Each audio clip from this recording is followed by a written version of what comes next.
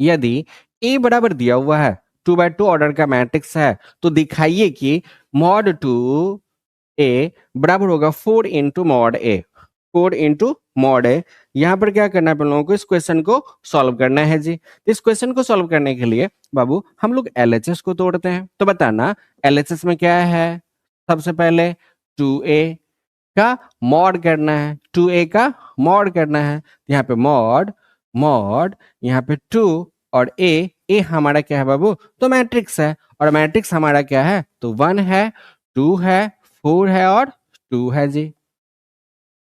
अब देखिए तो यहाँ पर मैट्रिक्स का रूल कहता है जब कभी भी किसी मैट्रिक्स में किसी अचर पद से गुना करना हो, किसी अचर पद से गुना करना हो, तो मैट्रिक्स के प्रत्येक एलिमेंट में अर्थात प्रत्येक अवयव में क्या होता है, गुना होता है जी। तो यहाँ पे गुना करेंगे तो 2 को 1 से गुना करेंगे 2 होगा, 2 को 2 से गुना करेंगे 4 होगा, 4 को 2 के साथ गुना करेंगे 8 होगा, 2 को 2 के साथ गुना करेंगे तो 4 होगा जी। अब बताइए 4 दूनी 8 माइनस 8 चौका 32, घटाएंगे तो कितना होगा, माइनस में 24।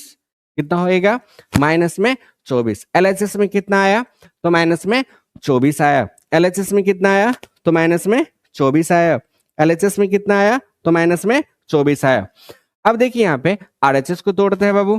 तो आरएचएस को तोड़ने के लिए यहाँ पे आरएचएस को तोड़ने के लिए आरएचएस में क्या है, तो 4 और मॉड है। तो यहाँ पे 4 मॉड ए का वैल्यू क्या है बाबू, 1 2 4 और 2।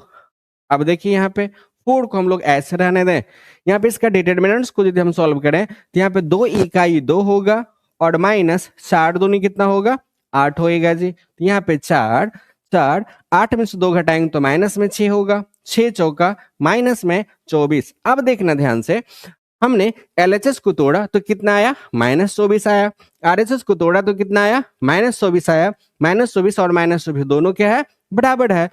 जब दोनों बराबर हो गया तो क्या हम लोग कह सकते हैं कि एलएचएस का मान आरएचएस के मान के क्या है, जब एलएचएस का मान आरएचएस के मान के क्या है, बराबर है। अतः अतः हम लोग कह सकते हैं, यहीं पे लिख देते हैं, अतः यहाँ पे हम लोग कह सकते हैं कि एलएचएस बराबर आरएचएस। ये आप लोगों का क्या हो गया, तो प्रूव्ड हो गया जी।